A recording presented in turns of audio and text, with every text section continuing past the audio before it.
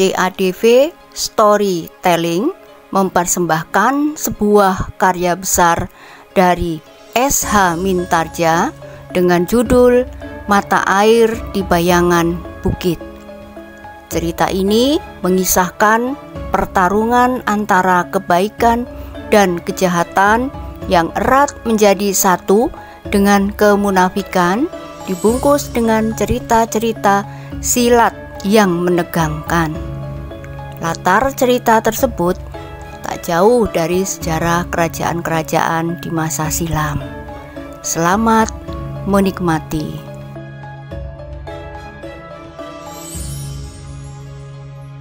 Pada episode sebelumnya diceritakan bahwa keduanya masih berjalan terus meskipun Swasti nampaknya menjadi semakin lelah. Tetapi hutan itu sudah dekat. Tanah yang basah dan getaran yang dapat ditangkap oleh ketajaman indera ayah gadis itu memberikan harapan bahwa mata air itu akan dapat mereka ketemukan di hutan di hadapan mereka.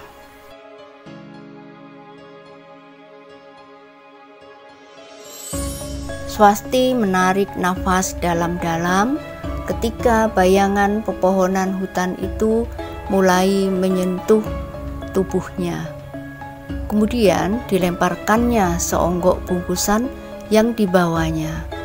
Dengan serta-merta dijatuhkannya tubuhnya yang ramping di atas tanah di pinggir hutan itu tanpa menghiraukan kemungkinan binatang merayap yang dapat menyengat tubuhnya. Tanah ini memang basah, ayah, desis Swasti. Ayahnya mengangguk-angguk. Dipandanginya padang perdu yang sempit di pinggir hutan itu, yang membatasi daerah persawahan. Keheranan nampak membayang di wajahnya. "Apa yang ayah perhatikan?"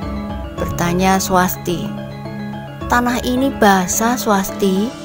Tetapi sawah itu justru nampak kering di musim kemarau," sahut ayahnya. "Ada sesuatu yang kurang pada penghuni padukuhan yang tersebar ini, ayah. Mereka kurang pengetahuan tentang bercocok tanam, atau mereka memang malas untuk mencari yang belum pernah mereka miliki."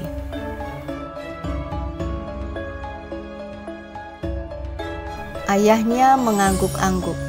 Sejenak ia masih memandang daerah yang luas di hadapannya. Namun ia pun kemudian duduk di sebelah anaknya yang masih saja berbaring.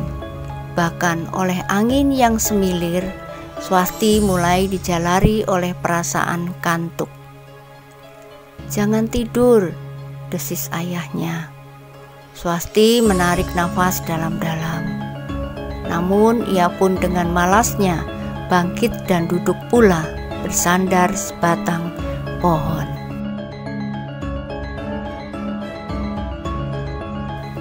"Aku letih sekali, ayah. Bagaimana kalau aku tidur barang sekejap saja?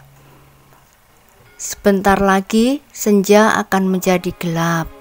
Jangan tidur di saat-saat seperti ini. Tunggulah sampai gelap. Kita akan membuat perapian dan tidur bergantian." Swasti menggeliat, katanya. "Tetapi aku memerlukan air sekarang, ayah." "Kau sudah minum bukan? Di padukuhan lewat ujung bulak ini kita sudah mendapatkan belas kasihan dari seseorang yang sedang memetik kelapa. Kita mendapat air kelapa secukupnya." Ayahnya berhenti sejenak. Lalu, "Tetapi jika kau sudah mulai haus lagi, marilah kita mencari batang merambat. Aku akan memotong pangkal dan ujungnya, dan kita akan mendapatkan air untuk minum." "Ayah hanya memerlukan air untuk minum, tetapi aku tidak." Ayahnya menarik nafas dalam-dalam. "Lalu Baiklah, kita akan segera mencari air. Naluriku mengatakan bahwa kita sudah dekat dengan mata air. Swasti akan menjawab, tetapi ia melihat ayahnya sedang memusatkan pendengarannya sambil menyentuh tanah dengan telapak tangannya. Karena itu, Swasti tidak mengucapkan kata-katanya. Bahkan, ia pun kemudian berdiri dan melangkah untuk melihat-lihat keadaan di sekitarnya. Di dalam hati, Swasti masih juga selalu mengagumi ayahnya. Dengan melekatkan telapak tangannya di tanah, seolah-olah lewat jalur urat nadinya, getaran-getaran bumi terdengar oleh telinga batinnya. Sehingga dengan demikian, ayahnya dapat mengetahui arah arus air di bawah batu-batu padas yang dalam. Swasti berpaling ketika ayahnya memanggilnya. "Swasti," berkata ayahnya, "rasa-rasanya kita sudah tidak jauh lagi dari sebuah mata air. Tetapi, apakah kau tidak ingin beristirahat barang sejenak? Atau mungkin semalam ini? Besok pagi-pagi kita akan mencari mata air di daerah perbukitan ini." "Kenapa tidak malam nanti, Ayah? Sekarang aku memang akan beristirahat. Mungkin aku memerlukan tidur sejenak, meskipun setelah malam menjadi gelap. Tengah malam kita melanjutkan perjalanan."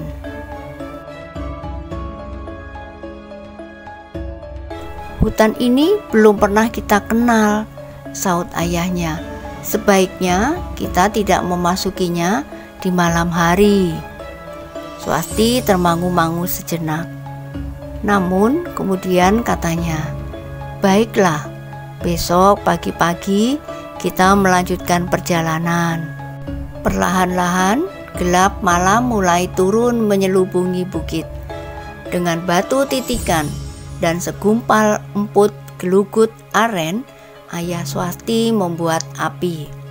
Dengan dedaunan kering dan ranting-ranting yang berserakan, ia membuat perapian. Kemudian beberapa potong kayu diletakkannya pula di atas api. "Sekarang tidurlah," berkata ayah Swasti.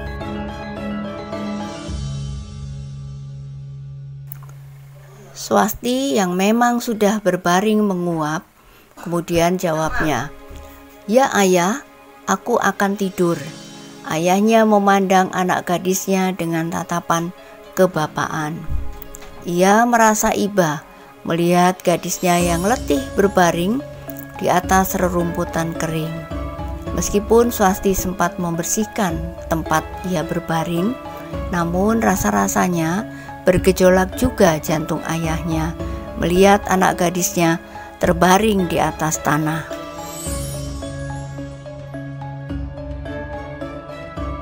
Tetapi orang tua itu berkata di dalam hati, mudah-mudahan yang terjadi ini merupakan syarat keprihatinannya. Mudah-mudahan kelak Yang Maha Agung memberikan hari-hari yang lebih cerah kepadanya. Swasti yang lelah itu dengan tenang tertidur nyenyak. Gadis itu terlalu percaya kepada ayahnya, bahwa ayahnya akan dapat melindunginya dari segala bahaya. Namun, belum lagi tengah malam, Swasti terkejut. Tiba-tiba saja ayahnya membangunkannya dengan tangan menggigil. "Swasti, Swasti." Swasti terkejut. Namun, rasa-rasanya tubuhnya tertekan oleh himpitan kekuatan yang menahannya untuk meloncat bangkit. Bahkan, kemudian rasa-rasanya tubuhnya menjadi sangat lemah. Namun, ia memaksa diri untuk bangkit dan duduk di sebelah ayahnya yang ketakutan. "Ada apa, Ayah?" bertanya Swasti. "Seekor harimau, Swasti. Seekor harimau yang garang sekali." Swasti menjadi heran. Namun ia pun mulai mendengar dengus binatang buas itu. Tetapi suara Swasti terputus. Ia merasa tekanan pada urat nadi di pergelangan tangannya sehingga ia tidak melanjutkan kata-katanya. Dengan tegang Swasti memandang ayahnya yang ketakutan. Sementara dengus harimau yang garang semakin lama semakin mendekat. "Ayah, apakah binatang buas tidak takut melihat api?" bertanya Swasti yang lemah. "Aku tidak tahu, Swasti, tetapi binatang itu tentu akan menerkam kita." Ayah Swasti memalingkan wajahnya ketika tiba-tiba saja seekor harimau yang besar muncul dari balik gerumbul dan mulai merunduk mendekati kedua orang, ayah dan anaknya itu. Swasti menjadi heran melihat sikap ayahnya. Tentu ada sebabnya kenapa ayahnya tidak berdiri tegak menghadapi harimau yang sedang merunduk itu, dan justru merengek-rengek seperti anak-anak, sedang dirinya sendiri seolah-olah menjadi lemah tidak bertenaga.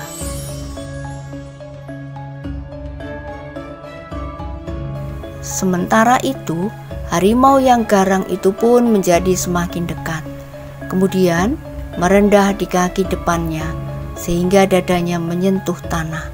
Ekornya dikibas-kibaskannya perlahan, sedang kedua belah matanya bagaikan menyala.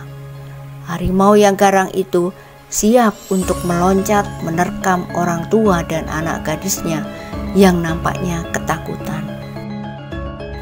Namun, ketika harimau itu mengaum, tiba-tiba meloncatlah seorang anak muda di sebelah perapian. Wajahnya yang tegang menyala dengan penuh kemarahan. "Jangan takut," geram anak muda itu. "Aku akan membunuh harimau yang buas itu." "Oh," ayah Swasti menyaut dengan suara gemetar, "tetapi harimau itu sangat besar." Anak muda itu tidak menjawab. Ia berdiri dengan kaki renggang dan sebilah pisau belati di tangan, siap menghadapi harimau yang perhatiannya telah berpaling kepada anak muda itu. Swasti termangu-mangu. Ternyata anak muda itu adalah anak muda yang dilihatnya berjalan beriring dengan para petani di pematang dengan pakaian dan sikap yang asing. Ketika kemudian terdengar harimau itu mengaum keras, maka anak muda itu pun merendah pada lututnya. Ia telah bersiap sepenuhnya ketika harimau itu kemudian meloncat menerkamnya. Sejenak kemudian telah terjadi pertarungan yang dahsyat antara seekor harimau yang besar dan garang melawan anak muda bersenjata pisau belati itu. Ternyata anak muda itu lincah sekali. Ia mampu mengelak dan bahkan kemudian meloncat ke punggung harimau itu. Tangan kirinya memeluk leher harimau itu seperti melekat. Betapapun harimau itu berusaha, namun anak muda di punggungnya tidak dapat dilemparkannya.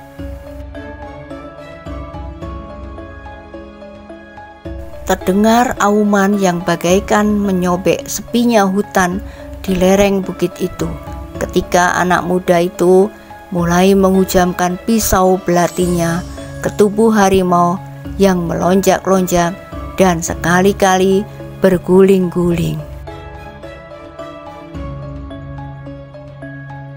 Tetapi harimau itu ternyata tidak berdaya. Semakin lama luka-luka di tubuhnya menjadi semakin banyak. Darah mengalir semakin deras, tidak saja membasahi tubuhnya sendiri, tetapi anak muda itu pun mulai dilumuri oleh warna-warna merah. Bukan saja karena darah harimau yang menjadi semakin tidak berdaya, tetapi ternyata tubuh anak muda itu sendiri telah terluka pula karenanya. Swasti memandang perkelahian itu dengan tanpa berkedip. Ia menjadi kagum melihat kesigapan anak muda itu. Ia yakin bahwa sebentar lagi harimau yang garang itu tentu akan terbunuh. Ayahnya yang gemetar pun nampaknya menjadi semakin tenang. Ia melihat anak muda itu benar-benar telah menguasai lawannya. Akhirnya, dengan auman yang dahsyat, harimau itu berusaha melonjak dan melepaskan diri dengan sisa tenaganya, tetapi tidak berhasil. Bahkan tusukan-tusukan berikutnya membuat harimau itu tidak berdaya.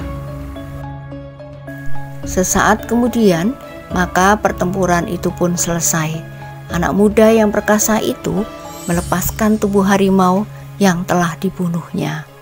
Sambil mengusap pisaunya yang berlumuran darah, ia menarik nafas dalam-dalam.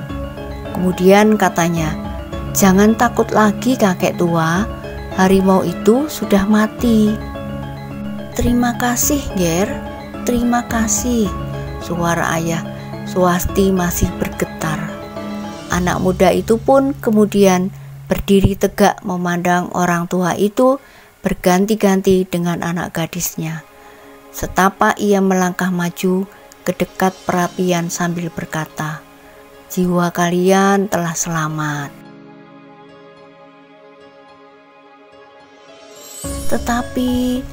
Tetapi Angger sendiri nampaknya terluka, berkata ayah Swasti. Anak muda itu memandangi tubuhnya. Katanya sambil tersenyum, "Wajar sekali jika aku terluka. Kuku harimau itu lebih tajam dari duri. Kekuatannya melampaui kekuatan seekor kerbau gila. Tetapi Angger dapat mengalahkannya." Anak muda itu tersenyum. "Lalu bagaimana dengan luka-luka itu?" bertanya ayah Swasti. "Aku mempunyai obatnya. Aku akan mandi, kemudian mengobati luka-lukaku." Ia berhenti sejenak. Lalu, "Tetapi siapakah kau berdua ini? Dan kemanakah tujuan kalian? Aku lihat kalian sebagai dua orang yang sedang bepergian jauh. Siang tadi, ketika kita bertemu, aku tidak begitu menghiraukan kalian. Tetapi ketika aku melihat perapian, aku jadi teringat. Aku sudah menduga bahwa kalianlah yang berada di pinggir hutan ini." "Iya, Ger, aku pun ingat bahwa kita telah berjumpa. Sebenarnya lah bahwa aku tidak mempunyai tujuan tertentu. Kami berdua dalam perjalanan perantauan menuruti kehendak hati." Anak muda itu memandang Swasti sejenak. Gadis itu menundukkan kepalanya. Ia tidak berniat untuk bertanya lagi kepada ayahnya, karena ia sudah dapat menangkap apakah yang sebenarnya terjadi.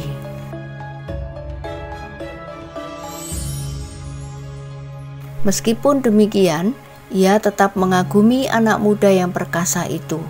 Dalam usianya, ia sudah memiliki ilmu kanuragan yang mantap, sehingga kekuatannya dapat mengimbangi kekuatan seekor harimau. Ketangkasannya pun melampaui ketangkasan orang kebanyakan. "Perjalanan kalian hampir merenggut jiwa kalian," berkata anak muda itu. "Sayang sekali." "Siapakah gadis itu?" "Anakku," jawab ayah Swasti. "Bawalah ke padukuhan. Tentu ada tempat bagi kalian berdua." "Ah," jawab ayah Swasti, "kami tidak pantas tinggal bersama Angger. Kami adalah perantau yang tidak ada harganya. Beribu terima kasih, tetapi biarlah kami melanjutkan perjalanan kami." "Jangan meracuk seperti anak-anak, Kiai," berkatalah anak muda itu. "Sekali lagi kalian bertemu dengan seekor harimau, maka kalian akan mati."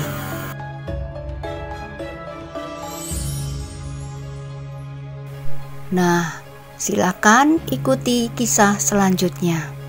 Jangan lupa like, komen, dan subscribe. Sampai jumpa.